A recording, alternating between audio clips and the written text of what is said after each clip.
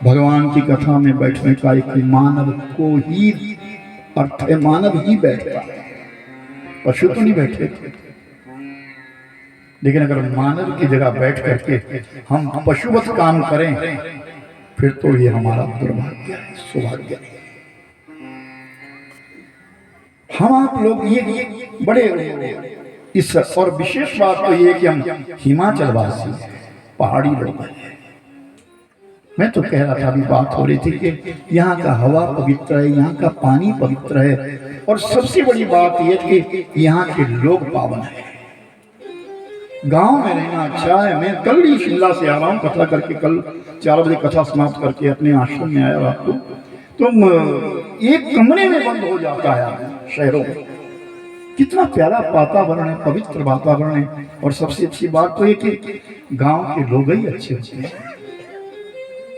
सबके अंदर एक मातृत्व है, सबके अंदर एक प्रभुत्व की बात हम करते हैं। और सबसे बड़ी बात है कि आस्था का केंद्र है,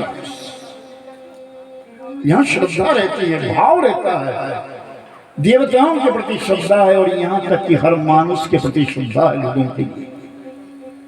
अब आप सब लोग आए हैं, ये पावन कथा है, और आज की हमारी ये पावन कथा महात्म में है। भागवत जी का महात्म में किसे कहा जाता है?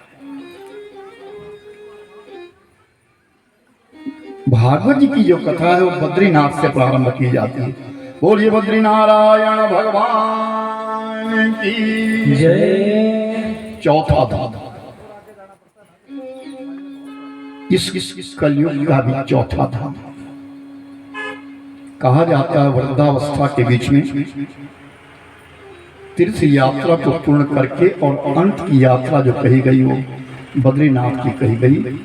आप कोई बद्रीनाथ गए हो? माणा नामक गांव,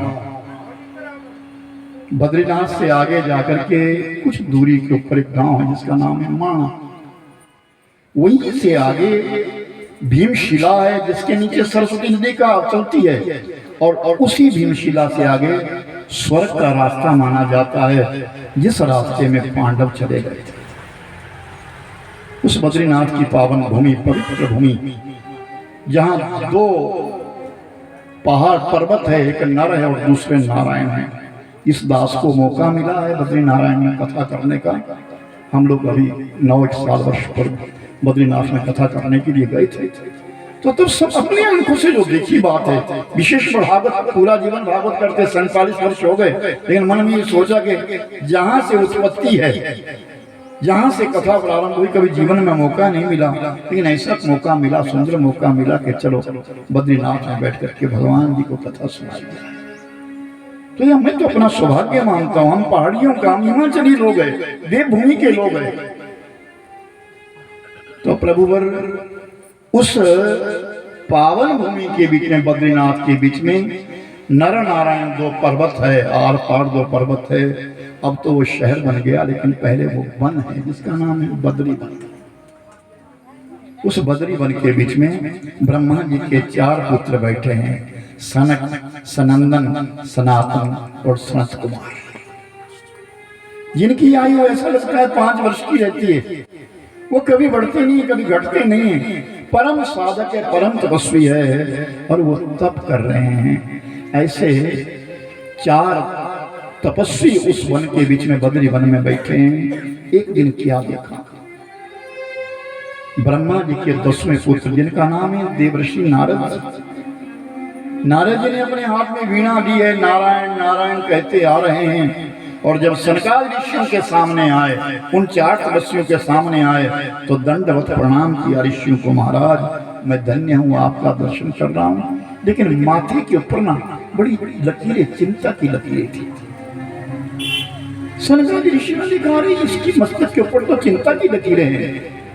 कुत चिंता तुरो भगवान। उन साधुओं ने पूछा, उन तपस्वियों ने पूछा, नारद जी आपको चिंता कैसी है? आपके मस्तक के ऊपर चिंता की लकीरें स्पष्ट नजर आ रही है, क्या बात है? आप तो बड़े प्रसन्न चित्त रहने वाले हैं, आप तो नारायण नारायण का जप करने वाले हैं, आप तो 14 लोकों में भ्रमण करने वाले हैं, चिंता क्यों है आपको, क्या बात है?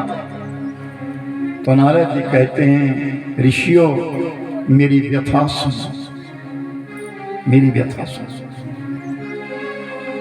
तो प्रभु और सनकादिशों ने कहा, नारद जी व्यथा नहीं बोलो, कथा बोलो, अपनी कथा सुनाओ। नहीं नहीं, कथा तो परमात्मा की होती है, मेरी व्यथा है, जो मेरे साथ घटा है उसे सुनो। एक दिन मैं भ्रमण कर रहा था और भ्रमण करता करता मैं जमुना मैया के किनारे किनारे से वृंदावन पहुंच गया। उस वृंदावन के बीच में एक जगह मैंने देखा कि स्त्रियों का झुंड बैठा है, बहुत सारी स्त्रियां हैं और उनके मध्य भाग में, बीच भाग के बीच में एक सुंदर युवती बैठी है और वो नवयौवन अवस्था में नौजवान है, बहुत सुंदर है वो। लेकिन उसकी जंघा के ऊपर, उसकी टांगों के ऊपर दो व्यक्ति सोए पड़े हैं और वो रुदन कर रही है, रो रही है।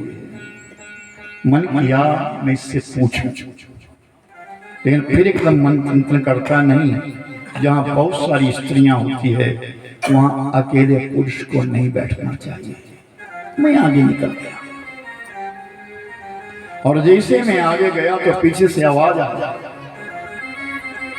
भो भो साधु क्षणं तिष्ठा मद चिंता विनाशया, भो भो साधु क्षणं तिष्ठा मद चिंता विनाशया।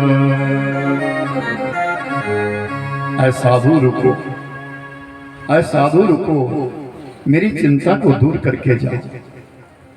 मैंने पीछे मुड़ करके देखा तो वो सुंदर युवती मुझे बुला रही है, जिसकी जंघा के ऊपर दो व्यक्ति सोए थे, मैं वो मुझे बुला रही है। मैं लौट करके आया, देवी अपना परिचय दो, तुम कौन हो और फिर बताओ कि तुम्हारा दुख क्या है। तो ये युवती कहती है, उत्पन्ना द्राविड़े साम वृद्धि